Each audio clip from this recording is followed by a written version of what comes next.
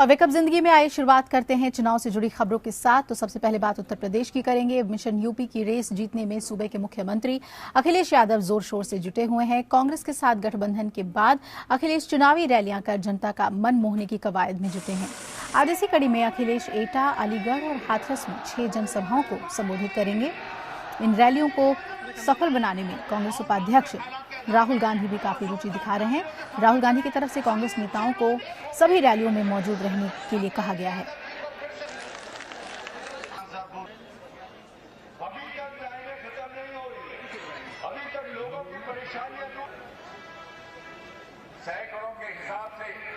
तो पूरी तरह से चुनावी प्रचार में जुट गए हैं अब मुख्यमंत्री अखिलेश यादव और कांग्रेस का भी साथ उन्हें मिलेगा।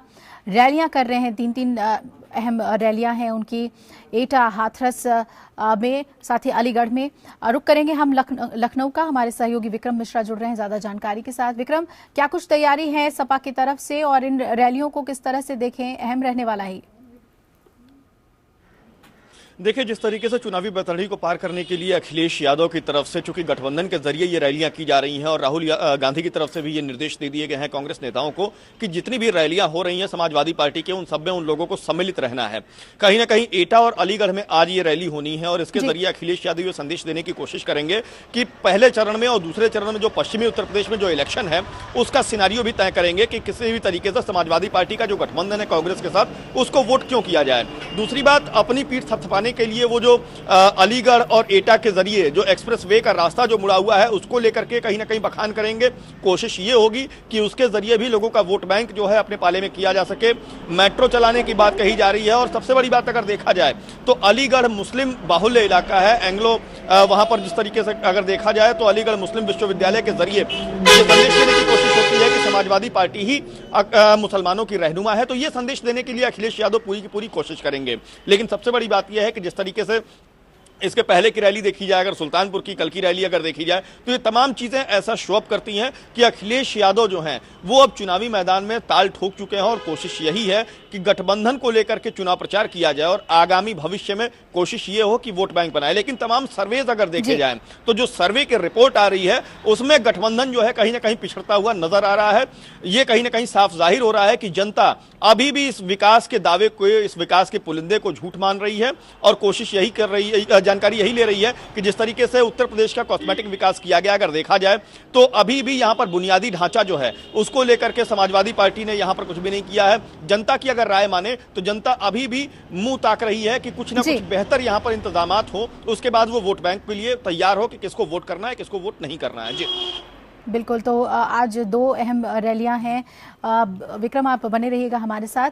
तो पूरी तरह से चुनावी तैयारी में जुट गए हैं मुख्यमंत्री और क्योंकि गठबंधन के बाद इस रैली को बेहद अहम माना जा रहा है, कांग्रेस साथ जरूर होगी इस रैली में। राहुल गांधी की तरफ से कहा गया है कांग्रेसी नेताओं को कि हर रैली में वो अपना प्रेजेंस जरूर सुनिश्चित करें।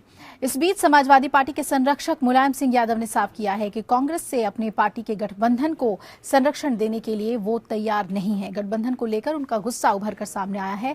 मुलायम सिंह यादव ने कहा कि उस कांग्रेस से गठबंधन उन्हें मंजूर नहीं है जो संगीन मामलों में घिरी रही है। मुलायम सिंह यादव ने गठबंधन में कांग्रेस के लिए छोड़ी गई उन 105 सीटों पर सपा नेताओं से लड़ने का आह्वान किया है जो समझौते के चलते पार्टी टिकट से वंचित रह गए।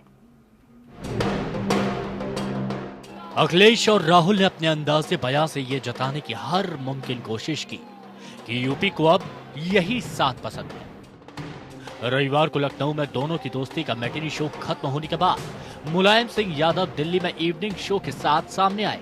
सपा के संरक्षक ने यहां जो बयान दिया उससे यही जाहिर हुआ कि राहुल से बेटे अखिलेश का साथ उन्हें कतई पसंद नहीं है। एक इंटरव्यू में मुलायम ने कहा कि वो खुद भी गठबंधन के लिए प्रचार नहीं करेंगे और कार्यकर्ताओं से भी कहेंगे कि वो समझौते के खिलाफ प्रचार करें। मुलायम ने कहा कि ये वही कांग्रेस है जो मस्जिद मामले और फर्जी मुठभेड़ों में घिरी रही है। कई ऐसे मुद्दे हैं जिनके खिलाफ हमें संघर्ष करना पड़ा, चाहे मस्जिद का मामला हो और चाहे बहुत सारे, एक जमाना आया तो फर्जी इनकाउंटर हो रहे थे, हत्या हो रही थी। लगातार कांग्रेस ने इतने साल तक राज किया और उसी की वजह से हमारा देश पिछड़ गया। हमारी समाजवादी पार्टी सक्षम है अकेले चुनाव लड़ने के लिए। अपने कार्यकर्ताओं से भी कहूँगा कि समझौते के खिलाफ बोलें और जनता में प्रचार करें, क्योंकि जरूरत ही नहीं थी। भले ही संरक्षक की हैसियत से मुलायम सिंह अपनी राय दे रही हो, लेकिन पार्टी ने साफ कर दिया है कि अब वक्त भी बदल चुका है और विचारधारा भी। ये उनकी व्यक्तिगत विचारधारा है। जब नेताजी ने ये पार्टी बनाई थी तो ये एक गैर कांग्रेस की धारा को रिप्रेजेंट करती थी। उस समय इसकी आवश्यकता थी और समय बदल गया, पार्टियां बदल गई, परिस्थितियां बदल गई। परिस्थितियों को देखते हुए आज राष्ट्रीय अध्यक्ष ने ये अलायंस कांग्रेस के साथ किया है। पिछले दिनों सपा में मचा रहा घमासान हो या फिर चुनाव आयोग पहुंचा चुनाव चिन्ह का मामला, दोनों को लेकर ये सवाल भी उठते रहे कि बेटे की इमेज बनाने के लिए कहीं ये नूरा कुश्ती तो नहीं।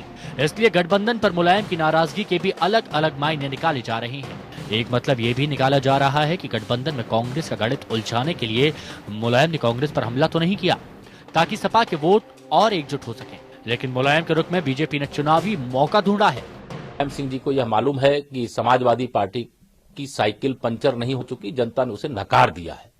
कांग्रेस से उन्होंने गठबंधन किया या बहाना लेकर के वो प्रचार में नहीं जाएंगे, ऐसे बयान दे रहे हैं। मीडिया के सामने जिस तरह से मायावती पर राहुल और अखिलेश के रुख में मतभेद दिखा, उससे पहले ही गठबंधन का विरोधाभास उजागर हो चुका है। दोस्ती पर अब मुलायम की तलवार भी लटक गई है। ऐसे में सवाल ये उठ रहा है कि कब तक ये साथ चलेगा। खुर्रम निजामी के साथ अनामिका सिंह, APN लखनऊ।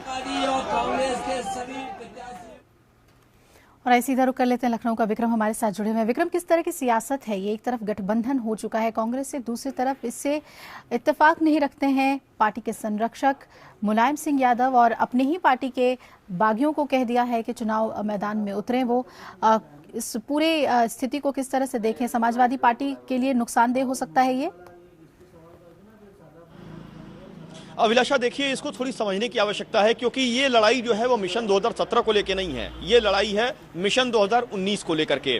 आपको याद होगा कि जब प्रेस कॉन्फ्रेंस चल रही थी, साझा प्रेस कॉन्फ्रेंस अखिलेश यादव और राहुल गांधी की, तो अखिलेश यादव को राहुल गांधी ने कहा कि ये मुख्यमंत्री हैं, उत्तर प्रदेश के मुख्यमंत्री के चेहरे के तौर पर अखिलेश यादव ही रहेंगे।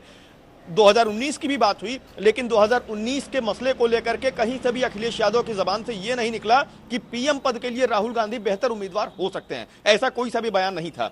मुलायम सिंह यादव की जिस तरीके से जो बयान आए हैं, इसके मायने साफ हैं कि यहां पर 105 सीटों पर जो कांग्रेस लड़ रही है चुनाव, उस पर समाजवादी कैंडिडेट जो है वो चुनाव लड़ें, ताल ठोके निर्दलीय चुनाव लड़ें या किसी सिंबल के साथ चुनाव लड़ें, लेकिन मैदान में उतरें।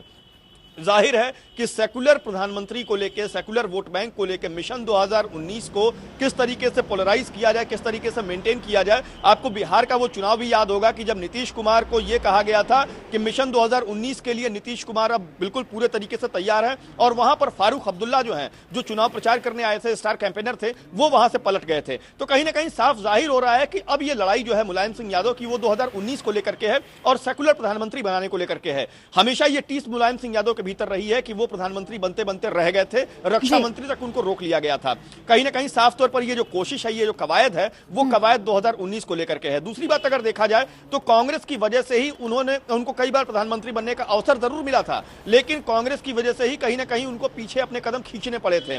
तो ये भी एक कारण रहा है कि मुलायम सिंह यादव हमेशा ये जो गठबंधन हुआ है कांग्रेस का, उसके पक्ष में कभी नहीं रहे, शुरू से ही नहीं रहे।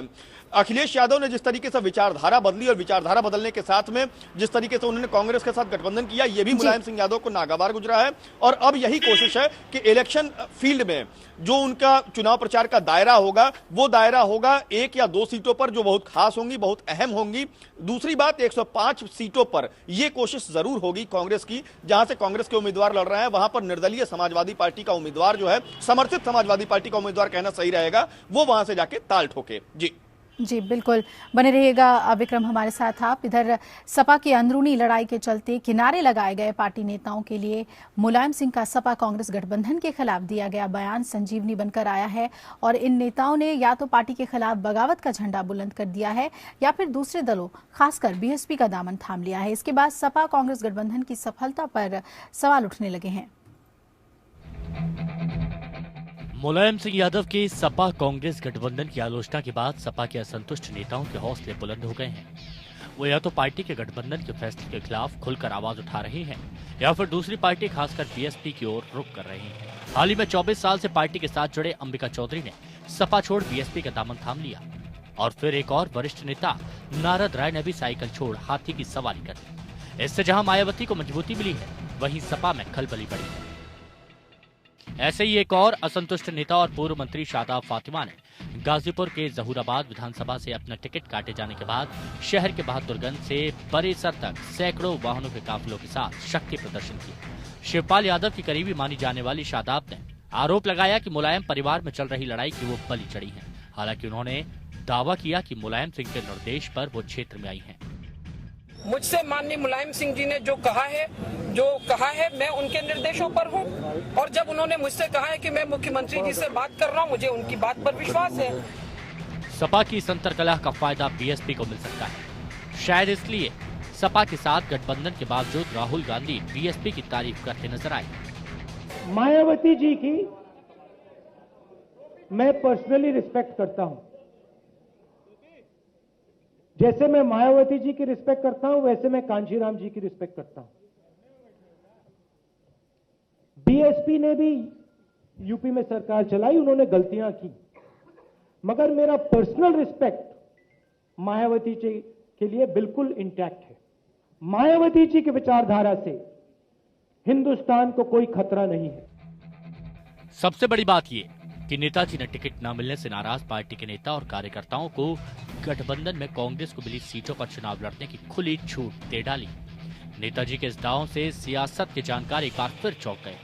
कुछ का कहना है कि अखिलेश के हाथ में बागडोर सौंपने वाले नेताजी अपने नेताओं, कार्यकर्ताओं और मतदाताओं में तोड़फाड़ नहीं होना चाहते। उनका मानना है कि सपा तो अपने दम पर यूपी में सरकार बना लेगी, लेकिन कुछ जानकारों का मानना है कि मुलायम के सख्त दांव के पीछे पार्टी से अपनी सत्ता छिनने का दर्द है। कांग्रेस की सीटों पर आजाद उम्मीदवार उतारकर उन्होंने अखिलेश और राहुल दोनों को धोबी बछाड़ लगा दी। इतना तो तय है कि नेताजी के इस पैतरे से कांग्रेस के रणनीतिकारों के होश फाख्ता हो गए हैं। नेताजी को मायावती के जीतने पर भी गुरेज नहीं है, लेकिन कांग्रेस से गहरी नाराजगी है। जिंदगी भर गैर कांग्रेसवाद की राजनीति करने वाले मुलायम सिंह के इस पैतरे से कांग्रेस को तो नुकसान पहुंचेगा ही, सपा की सरकार बनाने के सपने को भी झटका लगा है। जाहिर है कि गठबंधन को मिलने वाले वोटों के बंटवारे का फायदा मायावती और बीजेपी को मिलने के आसार हैं। गाजीपुर से देवव्रत विश्वकर्मा के साथ ब्यूरो रिपोर्ट एपीएन। विक्रम हमारे साथ जुड़े हुए हैं। विक्रम, नारद राय का बीएसपी में जाना, शादाब फातिमा का शक्ति प्रदर्शन, कुल मिलाकर क्या ये स्थितियां, ये बागी नेता सपा के जो पूरी कवायद है जीत की, उसमें बड़ी सेंध नहीं लगा सकते? देखिए, अगर देखा जाए तो अंबिका चौधरी सबसे पहले बहुजन समाज पार्टी में जिस तरीके से ज्वाइन की है, उसके बाद से नारद राय का आना, शादाब फातिमा का निर्दलीय तौर पर पर्चा भरना, नामांकन करना, शक्ति प्रदर्शन करना, ये साफ तौर पर जाहिर कर रहा है अभिलाषा की आने वाले दिनों में जब समाजवादी पार्टी गठबंधन जब चुनाव मैदान में उतरेगी और जब पोलिंग होगी, तो कहीं ना कहीं ये जो बागी जो बगावत करके समाजवादी पार्टी के लिए बाहर आए हुए हैं, ये विभीषण बनेंगे और समाजवादी पार्टी का जो किला है उसको ध्वस्त करने की पूरी कोशिश करेंगे। दूसरी बात अगर देखा जाए तो तमाम अन्य जगहों से भी जिस तरीके से टिकट काटे गए हैं और अखिलेश यादव के चहेते को टिकट जिस तरीके से बांटा गया, उससे साफ जाहिर हो रहा है कि संगठन और सरकार के बीच में जो तनातनी है उसका खामियाजा जो है वो कार्यकर्ताओं को भुगतना पड़ा हुआ है। तमाम वो सीट्स हैं जहां पर यह कोशिश थी कि समाजवादी पार्टी के समर्थक जो हैं या समाजवादी पार्टी के कार्यकर्ता जो झंडा बरदार रहे हैं शुरू से, वो वहां से चुनाव लड़ेंगे, वो चुनावी मैदान में होंगे और वो सीट कांग्रेस के खाते में चली गई है। इसकी भी टीस कहीं ना कहीं साफ तौर पर कार्यकर्ता जो हैं उन सीट से निकालेंगे जरूर। तो ये तमाम ऐसी चीजें हैं जो ये जाहिर कर रही हैं कि गठबंधन करने के बाद से निश्चित तौर पर रास्ते जो हैं वो बनने तो शुरू हो गए हैं, लेकिन रास्तों में कांटे कितने हैं ये भी ज्यादा देखने वाली बात होगी। दूसरी बात कि रास्ते जिस तरीके से बनाए गए हैं उसको लेकर के भी एक जमीन जो पृष्ठभूमि जो तैयार की गई थी उसमें नेताजी ने एक कैटलिस्ट का काम किया है, उत्प्रेरक का काम किया है कि उन्होंने प्रत्याशियों को यह बोल दिया है कि अगर आपको टिकट नहीं मिलता है तो आप चुनाव मैदान में उतरिए, उन 105 सीटों पर चुनाव लड़िए जहां से कांग्रेस चुनाव लड़ रही है। तो निश्चित तौर पर समाजवादी पार्टी ने एक तरीके से अपना पैर और अपना औरा तो दिखा दिया है कि गैर कांग्रेसीवाद के तरीके से जो राजनीति शुरू से करते रहे हैं उसके पक्षधर अभी भी मुलायम सिंह यादव यानी नेताजी हैं। तो ये कोशिश निश्चित तौर पर जारी रहेगी और आने वाले दिनों में अगर समाजवादी पार्टी के तमाम प्रत्याशी, तमाम वो लोग जिनको टिकट नहीं मिला हुआ है, अगर वो ताल ठोकते हैं तो निश्चित तौर पर मुस्लिम यादव वोट बैंक का जो समीकरण समाजवादी पार्टी का रहा है वो कहीं ना कहीं दरकेगा जरूर और उसका कुछ फैक्टर जो है वो कहीं ना कहीं लोगों को मिलेगा। दूसरी बात अगर देखा जाए तो बीएसपी जो है वो मजबूत कंटेस्टेंट के तौर पर उभर के सामने आई है, क्योंकि जितने भी असंतुष्ट नेता हैं वो बहुजन समाज समाज पार्टी का दामन थाम रहे हैं और मायावती इस बात की तस्दीक कर रही हैं कि उनको टिकट देने से बिल्कुल देरी नहीं कर रही हैं। अगर देखा जाए तो अंबिका चौधरी को फेफना से तत्काल टिकट दे दिया गया था। बलिया की सुरक्षित सीट नहीं है, वहां पर लड़ाई काफी अहम है, वहां से उनको टिकट दे दिया जाता है। दूसरी बात, नारद राय आते हैं तो बलिया नगर से उनको टिकट दे दिया जाता है तत्काल। तो ये तमाम ऐसी चीजें हैं। मुख्तार अंसारी जब आते हैं, मुख्तार अंसारी बंधु जो हैं वो यहाँ पर आते हैं तो उनको टिकट की घोषणा कर दी जाती है, मऊ सदर से, मोहम्मदाबाद से, घोसी से। तो ये तमाम ऐसी चीजें हैं जो साफ तौर पर शो अप करती हैं कि मायावती सिर्फ जीताऊ कैंडिडेट्स को वोट टिकट दे रही हैं और कोशिश यही है कि समाजवादी पार्टी के भीतर जो विवाद चल रहा है, वहां से जो असंतुष्ट नेता बाहर आ रहे हैं, उनको टिकट देकर चुनावी मैदान में ताल ठुकवाइए। इससे दोहरा फायदा होगा। मायावती का जो कोर फैक्टर है उसका वोट बैंक तो मिलेगा ही, मुलायम सिंह यादव की असंतुष्ट जो लोग हैं, मुलायम सिंह यादव से जो जुड़े हुए लोग हैं, वो भी कहीं ना कहीं बहुजन समाज पार्टी के उस प्रत्याशी को वोट जरूर करेंगे। अभिलाषा, तो निश्चित तौर पर ये कहीं ना कहीं दोहरा फायदा जो है वो बीएसपी को मिलता हुआ दिखाई दे रहा है। बिल्कुल विक्रम, आप बने रहिएगा। बेहद अहम जानकारी आपने हमें विक्रम दी, बहुत बहुत शुक्रिया आपका पूरी जानकारी देने के लिए। और इधर अगर सपा कांग्रेस की मुश्किलें बढ़ी हैं तो यूपी में सत्ता की एक और प्रमुख दावेदार बीजेपी भी अपने बयान बहादुरों के चलते बैकफुट पर है। वैसे यूपी की सियासत में नेताओं की बदजुबानी पुरानी है। कई ऐसे मौके आए हैं जब नेता सारी मान मर्यादा ताक पर रखकर विवादित बयान देते हैं। ऐसे नेता कमोबेश सभी दलों में विराजमान हैं, लेकिन हाल के दिनों में बीजेपी नेताओं ने बदजुबानी में बाकी सभी दलों को पीछे छोड़ दिया। यूपी विधानसभा चुनाव की तारीखें जैसे जैसे नजदीक आ रही हैं, नेताओं की मर्यादा भी वैसे वैसे तार-तार होती दिखने लगी है। बीजेपी नेताओं की बदजुबानी लगातार जारी है और नेता एक के बाद एक विवादित बयान दे रहे हैं। पहले केंद्र सरकार में राज्य मंत्री संजीव बालियान ने सपा के संरक्षक मुलायम सिंह यादव के खिलाफ आपत्तिजनक बयान दिया, तो अब मुजफ्फरनगर दंगों के बाद चर्चा में आए बीजेपी विधायक और उम्मीदवार सुरेश राणा ने विवादास्पद बयान देकर सियासत को गर्म कर दिया है। हमेशा सांप्रदायिक राजनीति मुलायम सिंह यादव ने की थी और मैं उनसे कहना चाहूंगा कि अब तो मरने का समय आएगा, जीने का समय उनका रहा नहीं। तो समाजवादी पार्टी इसी चुनाव में दफन हो जाएगी। देवबंद में जश्न मनाया जाएगा कि सुरेश राणा का इलाज कर दिया और यदि मैंने मार दिया तो हरियाणा में, देवबंद में, मुरादाबाद में कर्फ्यू लग जाएगा मित्रों।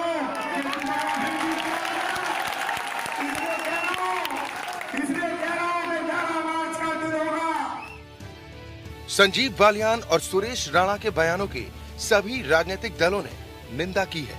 भाजपा के नेताओं में बौखलाहट है और स्वाभाविक है, पर अमर्यादित आचरण और अमर्यादित भाषा का इस्तेमाल लोकतंत्र में बर्दाश्त नहीं किया जा सकता।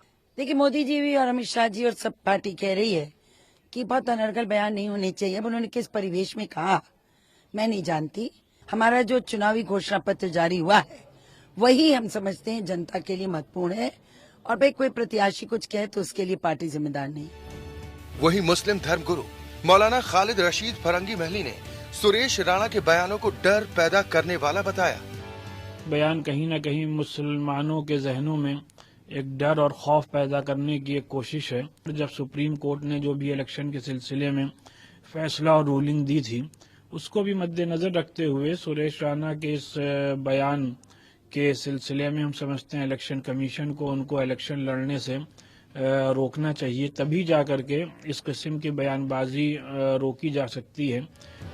अपने नेताओं के बिगड़े बोल पर बीजेपी बैकफुट पर है। नेता जांच के बाद कार्रवाई का आश्वासन देते नजर आ रहे हैं। हालांकि ऐसे आश्वासनों का अब तक क्या हश्र होता आया है, इस पर कुछ बोलने और कहने की जरूरत नहीं है। Bureau report, APN. भले ही सुप्रीम कोर्ट ने धर्म और जाति के नाम पर वोट मांगना नाजायज ठहरा दिया हो, लेकिन वोट के लालच में नेता देश की शान और संप्रभुता को भी नहीं देखते और समझते। ऐसा ही हुआ है शामली में। यहाँ थाना भवन इलाके से आरएलडी प्रत्याशी जावेद राव ने भरे मंच से वोटों की खातिर पाकिस्तान से हमदर्दी जताई और कहा कि वो 26 जनवरी को लाहौर में जाकर झंडा फहराएंगे। उन्होंने आपत्तिजनक बयान देते हुए कहा कि लाहौर भी अब हिंदुस्तान में आ जाएगा तो हिंदुस्तान में मुसलमानों की ताकत बढ़ जाएगी, क्योंकि पाकिस्तान बनने की वजह से उनकी कौम को नुकसान हुआ है। जावेद राव ने नेताओं पर निशाना साधते हुए कहा कि वो हमसे पूछते हैं कि पाकिस्तान से इतनी हमदर्दी क्यों दिखाते हो। इस सवाल को करने के साथ ही इसका जवाब भी जावेद राव ने दिया कि उनका हर चौथा आदमी पाकिस्तान में है। पाकिस्तान से हमदर्दी और वकालत करने वाले जावेद राव पर कार्रवाई करते हुए पुलिस ने मुकदमा दर्ज कर जांच शुरू कर दी है। अगर पाकिस्तान नहीं बनता तो आज हम भी यहाँ पे डीएम होते, यहाँ पे कमिश्नर होते, यहाँ पे कलेक्टर होते, यहाँ पे एसपी होते, क्योंकि हमारी जो क्रीम थी वो पाकिस्तान चली गई। अब ये बोलते हैं पाकिस्तान से इतनी हमदर्दी क्यों? वजह है हर चौथा आदमी हमारा इस एरिया का पाकिस्तान में बैठा हुआ है, किसी का चाचा, किसी का दादा।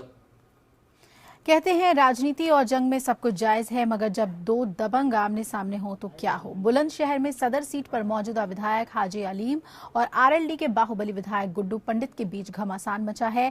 वीडियो जारी हो रही है, धमकियां दी जा रही हैं, लेकिन दोनों ही एक दूसरे को मात देना चाहते हैं। सवाल यह है कि इन दोनों वीडियो के पीछे किसका दिमाग है और हाजी अलीम और गुड्डू पंडित इसका विरोध क्यों नहीं कर रहे।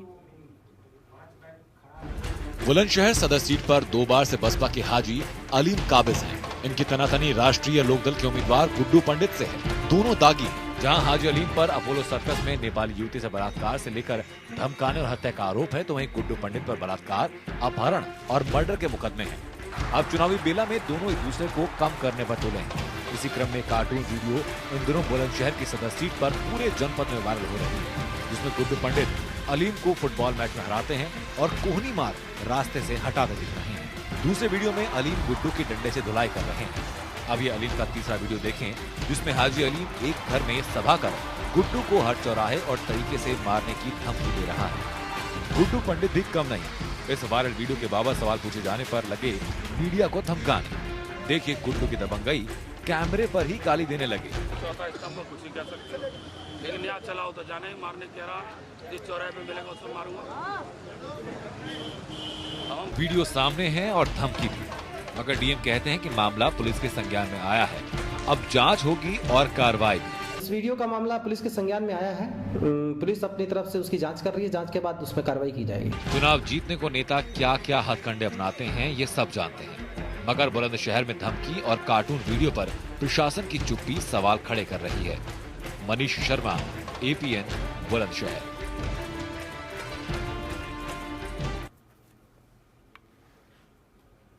और अब बात उत्तराखंड की कर लेते हैं। उत्तराखंड में चुनाव जैसे जैसे नजदीक आते जा रहे हैं, वैसे ही आरोप प्रत्यारोप के दौर भी तेज दिख रहे हैं।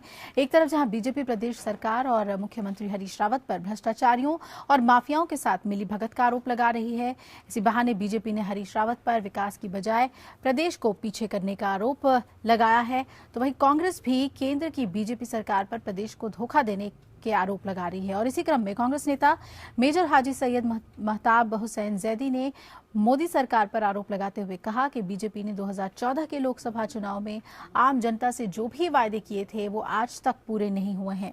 उन्होंने कहा कि बीजेपी जिन नेताओं पर आरोप लगाती है वही नेता बीजेपी में जाने के बाद स्वच्छ छवि के हो जाते हैं। कांग्रेस नेता मेजर हाजी सैयद ने बीजेपी पर परिवारवाद का आरोप भी लगाते हुए पार्टी कार्यकर्ताओं को नजरअंदाज करने का आरोप लगाया।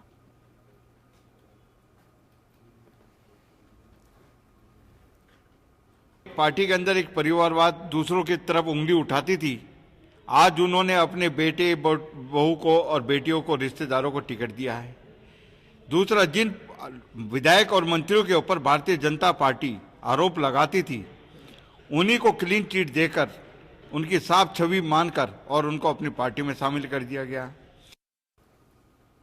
और इधर हल्द्वानी से कांग्रेस प्रत्याशी इंदिरा हृदय के समर्थन में चुनाव प्रचार करने मुख्यमंत्री हरीश रावत हल्द्वानी पहुंचे। सीएम हरीश रावत हल्द्वानी के रामलीला मैदान पहुंचे, जहां उन्होंने कांग्रेसी कार्यकर्ताओं में जोश भरा और मिशन 2017 में जुट जाने की अपील की।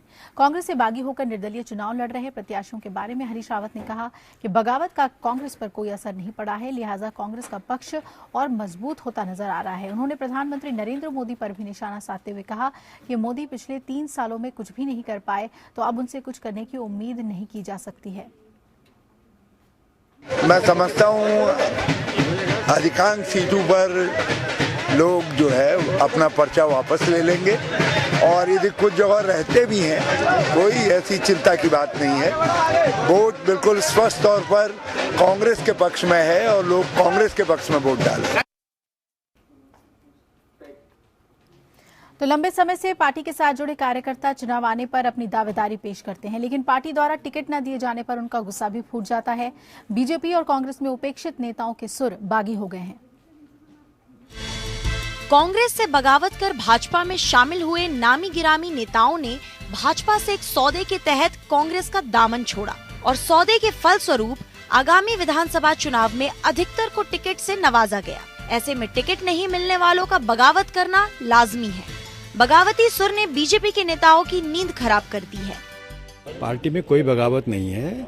आप तो देख रहे होंगे कि जिन लोगों ने निर्दलीय के नाम पर नामांकन किए थे वे लोग वापस पार्टी में आ गए हैं और वे अपना नाम भी वापस दे रहे हैं। जिन लोगों ने भारतीय जनता पार्टी के प्रदेश कार्यालय में आकर के तात्कालिक आक्रोश में आके नारे भी किए थे, आज वो पार्टी के अपने प्रत्याशियों के लिए काम कर रहे हैं। बगावत के दंश से कांग्रेस भी अछूता नहीं है। खुद मुख्यमंत्री हरीश रावत के खिलाफ किच्छा से पार्टी की प्रदेश सचिव शिल्पी अरोड़ा खुलकर मैदान में उतर चुकी हैं। ऐसे में कांग्रेस बगावत करने वालों को रिझाने में जुटी है।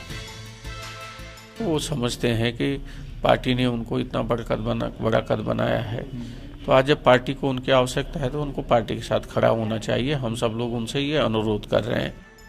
बीजेपी और कांग्रेस के अंदर चल रही बगावत को कुछ ऐसे भी उम्मीदवार हैं जो पूरी तरह भुनाने की कोशिश कर रहे हैं। अगर बात की बहुचर्चित रायपुर और धर्मपुर विधानसभा सीट, तो टिकट न मिलने से नाराज कांग्रेसी नेता रंजनी रावत ने दोनों पार्टियों के खिलाफ मोर्चा खोल दिया है और दोनों विधानसभा सीटों से नामांकन कर भाजपा और कांग्रेस को खुली चुनौती दे डाली है। मैं 2 जगह से चुनाव लड़ रही हूं और जनता ने मन बनाया है, क्योंकि कांग्रेस को भी देख लिए अब बीजेपी को भी देख रहे हैं। ये दल बदलू विधायकों को तो आप जानते ही है, क्योंकि पहला हमारा कांग्रेस का विधायक था, 25 करोड़ रुपया लेके वो बीजेपी में चला गया है। ऐसे दल बदलू विधायकों से जनता बहुत ऊब चुके हैं। 2017 की सियासी जंग से पहले दलों में अंदरूनी घमासान जारी है। देखना दिलचस्प होगा कि बीजेपी और कांग्रेस कैसे बागियों से निपटेगी। शैली लाठे, APN, देहरादून। बात कर लेते हैं आम बजट से जुड़ी हुई। तो आज से संसद का बजट सत्र शुरू हो रहा है। बजट सत्र का पहला हिस्सा आज से शुरू होकर 9 फरवरी तक चलेगा। आम बजट 1 फरवरी को पेश किया जाएगा। आर्थिक सर्वेक्षण आज सदन के पटल पर रखा जाएगा। सत्र की शुरुआत दोनों सदनों के संयुक्त सत्र में राष्ट्रपति प्रणब मुखर्जी के अभिभाषण से होगी और 1 फरवरी को आम बजट पेश होना है। इस बार रेल बजट अलग से नहीं बल्कि आम बजट में ही पेश किया जाएगा।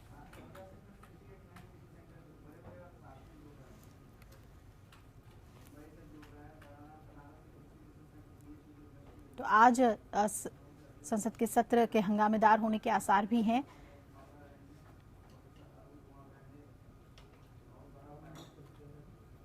आर्थिक सर्वेक्षण आज सदन के पटल पर रखा जाएगा। किस क्षेत्र में क्या स्थिति है, परिस्थिति है, ये तमाम जानकारी सदन को दी जाएगी और सत्र की शुरुआत दोनों सदनों के संयुक्त सत्र से हो रही है। अंबुज मेरे सहयोगी जुड़ रहे हैं ज्यादा जानकारी के साथ। अंबुज, आज का दिन बेहद अहम, संसद का संयुक्त सत्र राष्ट्रपति के अभिभाषण से शुरू होगा। आज का दिन बहुत महत्वपूर्ण होगा संसद के लिए, क्योंकि आज से बजट सत्र की शुरुआत हो रही है और ये भी देखने को मिलेगा कि आखिर विपक्ष का रुख क्या होता है, क्योंकि विपक्ष कई दिनों से इसका विरोध जता रहा था कि बजट सत्र उस टाइम पर नहीं आना चाहिए जबकि 5 राज्यों में चुनाव है। और निश्चित तौर पर जब अब क्योंकि कोर्ट का आदेश भी आया और उसके बाद लगातार जिस तरीके से चाहे उसके बाद चाहे खुद चुनाव आयोग की तरफ से उसको हरी झंडी दिखा दी गई, तो विपक्ष का वो आरोप दब गया। लेकिन विपक्ष कहीं ना कहीं अंदर खाने इस बात का विरोध तो कर ही रहा है। आज ज्यादा कुछ अगर कार्यवाही के लिहाज से देखा जाए तो होना नहीं है। सिर्फ जो राष्ट्रपति हैं वो दोनों संयुक्त सदन को अभिभाषित करेंगे और उसके बाद इस सदन आज के लिए खत्म हो जाएगा। इसके साथ ही जो इकोनॉमिक सर्वे है वो टेबल किया जाएगा, जो कि एक तरह से एक प्रतिलिपि होती है बजट की, तो उसको टेबल किया जाएगा।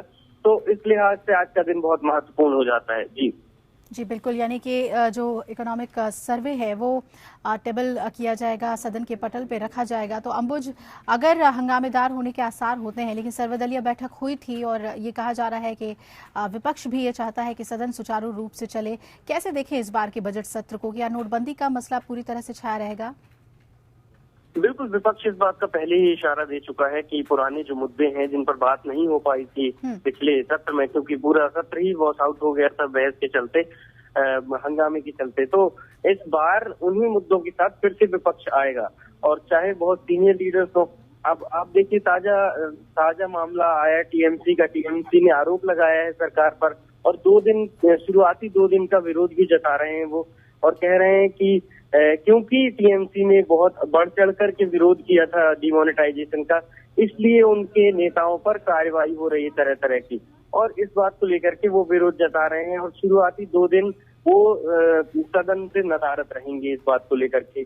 कांग्रेस कह रही है कि डिमोनेटाइजेशन से क्या प्राप्त हुआ ये हम जानने की कोशिश करेंगे, इस बात पर निश्चित तौर पर बहस कराने की कोशिश करेंगे। तो हंगामा बरपा रहेगा, इस बात से इनकार नहीं किया जा सकता, लेकिन बहुत छोटा सेशन रहेगा ये, खासतौर पर अगर पहले भाग की बात की जाए, क्योंकि बाकी राज्यों में चुनाव भी हैं, तो बजट इसमें मुख्य होगा। और बजट के बाद ये देखने वाली बात होती है कि कितने दिन सत्र चलता है और कितने दिन चर्चा हो पाती है। जी बिल्कुल। और सबसे अहम बात अंबुज, इस बार आम बजट में ही पेश होना है रेल बजट भी, जिस तरह से टेबल किया जाएगा आज इकोनॉमिक सर्वे, तो क्या रेलवे के बारे में भी उसमें जानकारी होगी? कैसे देखें, नई शुरुआत होने जा रही है? इकोनॉमिक सर्वे जो होता है देश का, वो पूरी तरीके से सारे एस्पेक्ट को कवर कर करके टेबल किया जाता है वित्त मंत्रालय द्वारा। इस बार एक नई चीज सामने आ रही है जो कि पहली बार होगी कि रेल बजट भी आम बजट का एक हिस्सा होगा और उसी के साथ में आएगा। यानी कि रेल बजट को एक तरह से अलग से प्रेजेंट करने की जरूरत नहीं पड़ेगी और रेल बजट के बारे में थोड़ा एक्सप्लेन करेंगे वित्त मंत्री खुद, और उसके बाद रेलवे मंत्रालय उसको एलोबरेट करेगा अपने कार्यक्रमों के द्वारा। तो ये देखने वाली बात होगी कि जब इस बार इकोनॉमिक सर्वे जो एनुअल सर्वे होता है वो रखा जाता है, तो क्या उसमें रेलवे का अलग से जिक्र किया जाता है या इकोनॉमिक सर्वे हर बार की तरह ही वो पुराना ही रखा जाता है जो रखा जाता रहा है, जिस तरीके के सर्वे उसमें आते रहे होंगे। जी चलिए, बहुत बहुत शुक्रिया अंबुज, और नजर बनाए रखें आप, लौटेंगे आपके पास अपडेट के लिए। तो बजट सत्र से पहले सोमवार को सरकार ने सर्वदलीय बैठक बुलाई और बैठक में बजट सत्र के दौरान संसद का काम सुचारू रूप से चलाने को लेकर चर्चा हुई। इस बार बजट सत्र में सरकार के सामने कई बड़ी चुनौतियां हैं। वित्त विधेयक के साथ साथ उसे करीब 37 विधेयकों पर चर्चा करवानी है या उन्हें पारित करवाना है। बजट सत्र से पहले सर्वदलीय बैठक की औपचारिकता एक बार फिर हुई। सर्वदलीय बैठक में पीएम मोदी ने कहा कि चुनाव के समय कुछ मतभेद होने के बावजूद भी संसद चलनी चाहिए और उसकी कार्यवाही प्रभावित नहीं होनी चाहिए। संसदीय कार्य मंत्री अनंत कुमार ने कहा कि सभी दलों ने सहयोग का वादा किया है। सभी पार्टी, खास करके विपक्ष, सबका एक ही राय था, हाउस चलना चाहिए, सदन चलना चाहिए, बजट सत्र चलना चाहिए। लेकिन इस बैठक में ही साफ हो गया कि सरकार के लिए बजट सत्र में भी राह आसान नहीं रहने वाली है। कांग्रेस ने बजट सत्र में नोटबंदी, आंतरिक सुरक्षा और संवैधानिक संस्थाओं की स्वतंत्रता पर चर्चा करने की मांग रखी है। कांग्रेस चुनाव के दौरान बजट सत्र का भी विरोध कर रही है। हमने अब सरकार को कहा कि ऐसा कोई भी बजट में वो चीज न लाएं जिससे लेवल प्लेइंग फील्ड में असर पड़े। इस बीच चिटफंड मामले में 2 सांसदों की गिरफ्तारी के विरोध में टीएमसी संसद का बहिष्कार कर सकती है। सरकार के सामने सबसे बड़ी चुनौती शीतकालीन सत्र के बाद जारी 3 अध्यादेशों को संसद की मंजूरी दिलवाना होगी। इनमें नोटबंदी से जुड़ा स्पेसिफाइड बैंक नोट विधेयक, वेतन भुगतान संशोधन विधेयक और शत्रु संपत्ति विधेयक है। इसके अलावा बजट सत्र में कुल 34 विधेयक पेश किए जाएंगे। इनमें वित्त विधेयक तो है ही, साथ ही अंतर्राज्यीय नदी जल विवाद संशोधन विधेयक, भ्रष्टाचार निरोधक कानून संशोधन विधेयक, जन प्रतिनिधित्व कानून संशोधन विधेयक, विसल ब्लोअर संशोधन विधेयक, चिट फंड संशोधन विधेयक, जीएसटी विधेयक, मैटरनिटी बेनिफिट संशोधन विधेयक, तलाक संशोधन विधेयक और हाई कोर्ट और सुप्रीम कोर्ट जज वेतनमान और सेवा शर्तें संशोधन जैसे अहम विधेयक शामिल हैं। अब सवाल यही उठ रहा है कि 5 राज्यों में चुनावी माहौल और फिर नतीजों के बाद सरकार इन सभी विधेयकों को पारित करवाने में सफल हो सकेगी, खासतौर पर तब जब नोटबंदी के मुद्दे पर पूरा शीतकालीन सत्र बर्बाद हो गया था। मोदी सरकार का तीसरा बजट सत्र 31 जनवरी यानी मंगलवार से शुरू हो रहा है। लोकसभा में 1 फरवरी को बजट पेश किया जाएगा। बजट सत्र का पहला हिस्सा 31 जनवरी से शुरू होकर 9 फरवरी तक चलेगा, जबकि दूसरा हिस्सा 9 मार्च से 12 अप्रैल तक चलेगा। इस दौरान सरकार के सामने बजट के साथ साथ कई और चुनौतियां भी हैं। Bureau report, APN। तो सरकार बजट सत्र को सुचारू तरीके से चलाने को लेकर मंथन में जुटी है, लेकिन विपक्षी दल कांग्रेस के तेवर तल्ख नजर आ रहे हैं। चुनावी महीने में कांग्रेस बीजेपी को घेरने का कोई मौका नहीं छोड़ना चाहती। नोटबंदी को लेकर आज कांग्रेस ने सुबह करीब 9:30 बजे एक बैठक बुलाई है। बैठक में नोटबंदी को लेकर हुई लोगों की परेशानियों को सदन में उठाने को लेकर रणनीति बनाई जाएगी। कांग्रेस पहले ही सरकार को चेतावनी दे चुकी है कि वो ऐसे किसी ऐलान का विरोध करेगी जिसमें लोक लुभावन वादों के जरिए मतदाताओं पर असर डालने की कोशिश की जाएगी।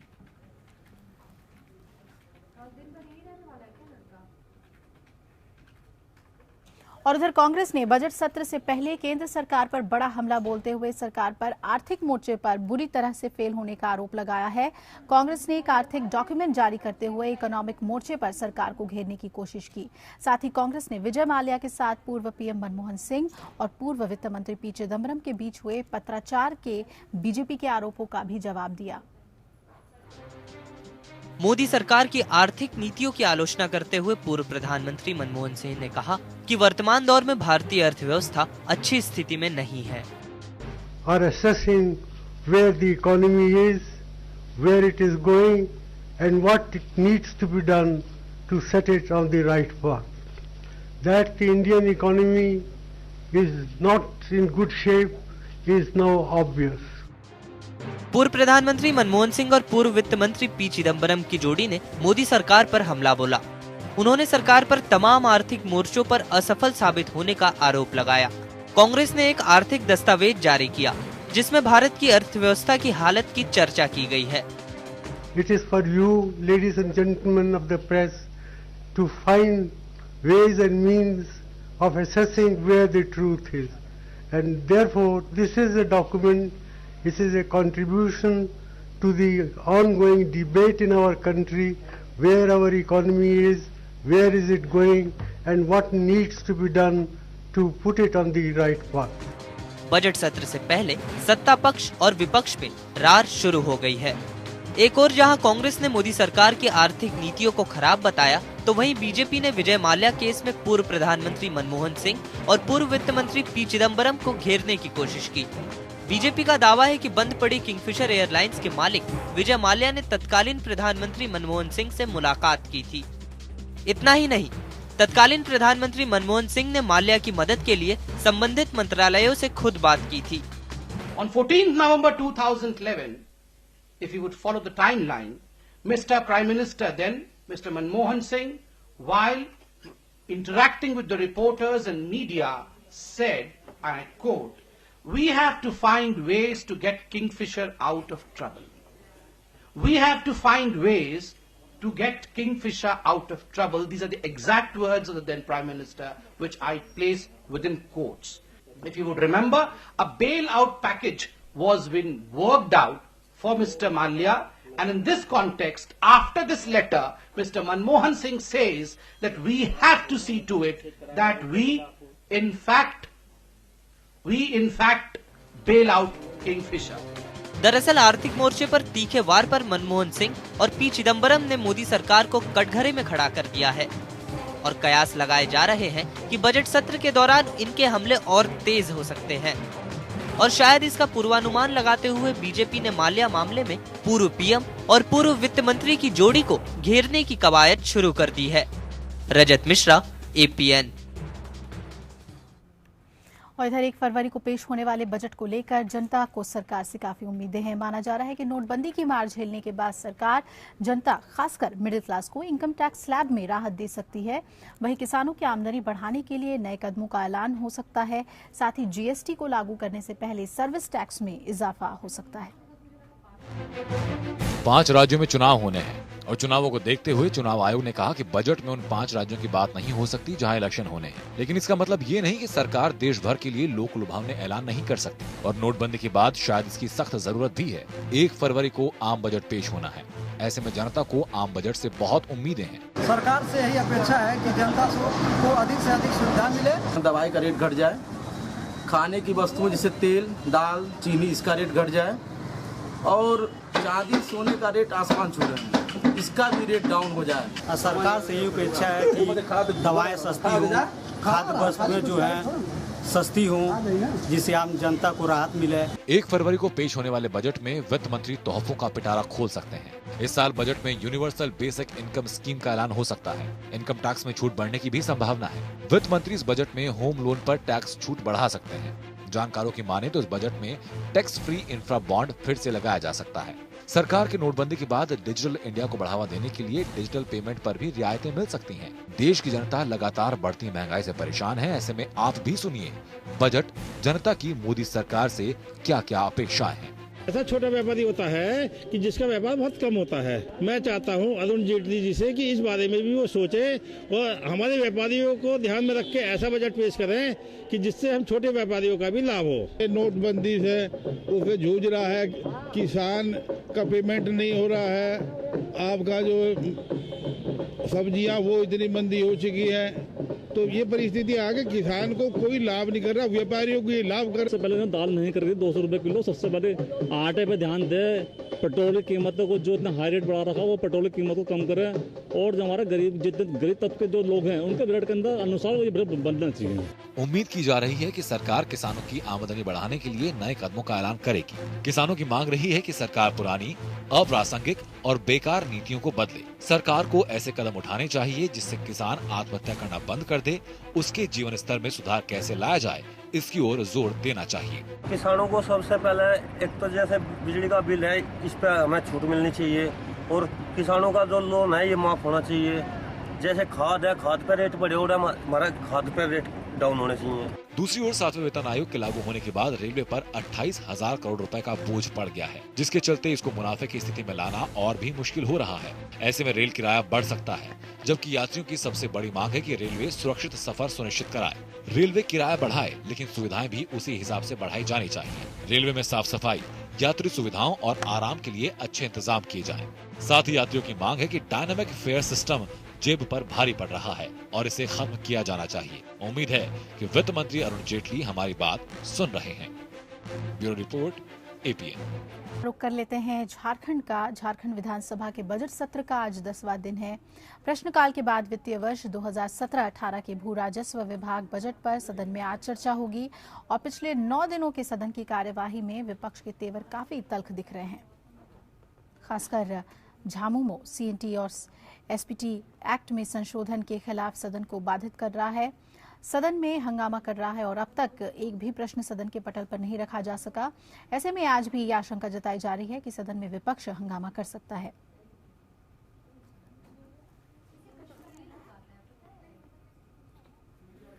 और बजट के अलावा और क्या कुछ अहम खबरें हैं झारखंड की, जानने के लिए सीधा रुक कर लेते हैं रांची का। ज्ञान रंजन जुड़ रहे हैं हमारे साथ। जी ज्ञान, क्या बड़ी खबर है बजट के अलावा भी? जो झारखंड की खबरों की बात की जाए तो झारखंड विधानसभा के बजट सत्र का आज 10वां दिन है। आज सदन के भीतर प्रश्नकाल होंगे और प्रश्नकाल के बाद भू राजस्व विभाग के बजट पर चर्चा होगी। हालांकि जिस तरह से पिछले 9 दिनों से देखा जा रहा है कि झारखंड मुक्ति मोर्चा के विधायकों के द्वारा अलग अलग तरीके से CNT और SPT एक्ट में संशोधन मामले पर सदन को बाधित किया जा रहा है, सदन में हंगामा किया जा रहा है, इसे देखकर यही अंदाजा लगाया जा सकता है कि आज भी सदन की कार्रवाई में कोई प्रश्न नहीं आ पाएंगे। जिस तरह से पिछले 9 दिनों से हुए प्रश्नकाल पूरी तरह से बाधित रहा है। हालांकि अब ये देखने को मिल रहा है कि स्पीकर भोजनावकाश के बाद विधायकों के हंगामे के बीच अनुदान मांग पर चर्चा जरूर करा रहे हैं, सरकार का जवाब भी आ रहा है। लेकिन जिस तरह से लगातार 9 दिनों से झारखंड मुक्ति मोर्चा के विधायकों ने CNT SPT एक्ट के संशोधन मुद्दे पर सदन को बाधित कर रखा है। चलिए बने रहिएगा ज्ञान हमारे साथ। इधर आज झारखंड के मुख्यमंत्री रघुवर दास की अध्यक्षता में झारखंड कैबिनेट की अहम बैठक होगी। इस बैठक में कई अहम प्रस्तावों को मंजूरी मिलने की उम्मीद है और ज्ञान हमारे साथ जुड़े हुए हैं। ज्ञान, बैठक भी है आज कैबिनेट की, कितना अहम? झारखंड मंत्रिपरिषद कैबिनेट की बैठक आज होने वाली है। मुख्यमंत्री रघुवर दास की अध्यक्षता में ये बैठक झारखंड मंत्रालय में होगी, जिसमें कई अहम मुद्दे पर चर्चा होनी है। खास करके राज्य सरकार जो राशि बची हुई है, अभी जो वित्तीय वर्ष की राशि बची हुई, क्योंकि महज 2 महीने बचे हुए हैं चालू वर्तमान वित्तीय वर्ष के, तो इस बीच राज्य सरकार की मंशा ये है, चूंकि वर्किंग समय है, ये काम का समय है, इस समय काफी तेजी के साथ काम होते हैं और राज्य सरकार चाहती है कि ज्यादा से ज्यादा योजनाओं को धरातल पर उतारा जाए, क्योंकि अगर अब तक बजट को देखा जाए तो महज 54% राशि ही अब तक खर्च हो पाई है। तो राज्य सरकार के लिए बचे हुए जो 46% राशि है चालू वित्तीय वर्ष के, उसे खर्च करना एक बड़ी चुनौती है और इसको लेकर राज्य सरकार लगातार कोशिश भी कर रही है और इसी कड़ी में आज की कैबिनेट में कई महत्वपूर्ण योजनाओं बने रहिएगा हमारे साथ। तो आज रांची के सूचना भवन में जनसंवाद कार्यक्रम का आयोजन भी किया जा रहा है। कार्यक्रम की अध्यक्षता सीएम रघुवर दास ही करेंगे और इस कार्यक्रम में मुख्यमंत्री जनता से सीधी बात करेंगे और उनकी समस्याओं को सुनेंगे। ज्ञान हमारे साथ जुड़े हुए हैं। ज्ञान, अब ये कार्यक्रम हर लिहाज से खास है क्योंकि आम जनता की समस्याएं जानने की कोशिश करेंगे सीएम। तो मुख्यमंत्री रघुवर दास का जनसंवाद कार्यक्रम भी है, वो सीधी बात करेंगे जनता के साथ। अमूमन प्रत्येक महीने के अंतिम मंगलवार को मुख्यमंत्री सीधे जनता से रूबरू होते हैं, जनता से बातचीत करते हैं, उनकी समस्याओं को सुनते हैं और ऑन स्पॉट उसका निष्पादन भी करते हैं। तो इसी कड़ी में आज आखिरी मंगलवार है जनवरी महीने का और आज मुख्यमंत्री रघुवर दास सीधे जनता से रूबरू होंगे, जनता से सीधी बात करेंगे, उनकी समस्याओं को सुनेंगे और उस समस्याओं पर का समाधान भी होगा। इस जनसंवाद कार्यक्रम का फायदा भी देखने को मिल रहा है क्योंकि लगातार बहुत बहुत शुक्रिया आपका हमारे साथ जुड़ने के लिए, पूरी जानकारी हमें देने के लिए। इधर सुप्रीम कोर्ट जल्लीकट्टू से संबंधित सभी मामलों पर आज सुनवाई करेगा और कोर्ट ने ये फैसला केंद्र सरकार की उस याचिका के बाद लिया जिसमें उसने तमिलनाडु में सांडों की लड़ाई के इस वार्षिक खेल को अनुमति देने वाली 6 जनवरी की अधिसूचना को वापस लेने की मांग की है। सुप्रीम कोर्ट के न्यायाधीश दीपक मिश्रा के नेतृत्व वाली एक पीठ ने जल्लीकट्टू से संबंधित सभी अर्जियों को दायर करने की अनुमति दी और कहा कि इस मामले पर आज सुनवाई होगी। अटॉर्नी जनरल मुकुल रोहतगी ने पीठ के समक्ष कहा कि केंद्र ने जनवरी 2016 की अधिसूचना वापस लेने की मांग करते हुए एक याचिका दायर की है। उधर महाराष्ट्र के लातूर स्थित MIDC कीर्ति ऑयल मिल में सोमवार की शाम एक बड़ी दुर्घटना हो गई जिसमें 9 लोगों की मौत की खबर है और ये पूरा हादसा केमिकल की टंकी को साफ करने के दौरान हुआ। पहले टंकी में सफाई करने के लिए 4 मजदूरों की दम घुटने से मौत हुई और फिर उन्हें देखने के लिए टंकी में उतरे और भी 5 कर्मचारियों की मौत हो गई। हादसे के बाद मजदूरों और इलाके में लोगों में काफी नाराजगी है। लोग कीर्ति ऑयल के मालिक और अधिकारियों पर सख्त कार्रवाई की मांग कर रहे हैं। महाराष्ट्र के कामगार मंत्री ने भी इसमें दोषी पाए जाने वालों पर सख्त से सख्त कार्रवाई का भरोसा दिया है। करंट लगा या ऑक्सीजन का गैस तैयार हो गया ये इनको मालूम नहीं और 3 बजे जो 4 आदमी मर गए उनको निकालने के लिए बाद में 6 बजे और दूसरे 3 आदमी अंदर उतरे। 4 उतरे थे, 4 में से खाली 1 बचा है और 3 अंदर है। अभी 8 बजे है तो फिर भी यहाँ पे एक भी आदमी, पूरे पुलिस फोर्स, कलेक्टर, SP सब यहाँ पे पालक मंत्री आके गए लेकिन एक भी आदमी अंदर से निकाल नहीं सकते। उधर पाकिस्तान सरकार ने सोमवार रात लश्कर-ए-तैयबा के चीफ हाफिज सईद को नजरबंद कर दिया है। हालांकि खुद हाफिज सईद ने एक वीडियो जारी कर इसे अरेस्ट बताया है। गिरफ्तारी के लिए उसने नरेंद्र मोदी को जिम्मेदार ठहराया है। पाकिस्तान के AIY चैनल के मुताबिक सईद को US के नए प्रेसिडेंट डोनाल्ड ट्रंप के डर से नजरबंद किया गया है। पाकिस्तान के सिंध प्रांत की सरकार ने सईद की गिरफ्तारी की पुष्टि की है और बताया जा रहा है कि सईद को लाहौर में किसी सीक्रेट लोकेशन पर रखा गया है। पाकिस्तान का मीडिया इसे ट्रंप सरकार के डर से उठाया गया कदम बता रहा है। आपको बता दें, अमेरिका ने 7 मुस्लिम देशों के नागरिकों के अमेरिका में आने पर बैन लगाया है और माना जा रहा है कि पाकिस्तान पर भी अमेरिका बैन लगा सकता है। हाफिज सईद मुंबई के 26/11 हमले का मास्टरमाइंड है और इस हमले में 6 अमेरिकियों समेत 166 लोग मारे गए थे।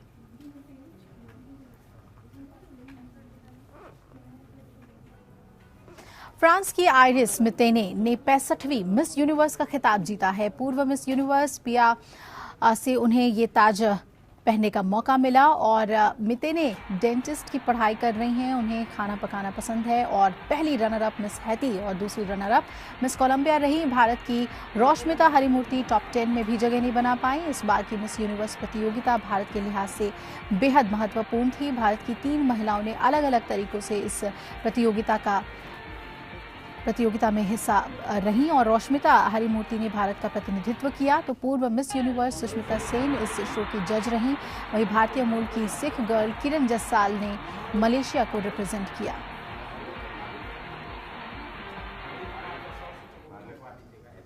वेकअप जिंदगी में फिलहाल इतना ही। आप जुड़े रहिए हमारे साथ, खबरें लगातार जारी हैं। नमस्कार।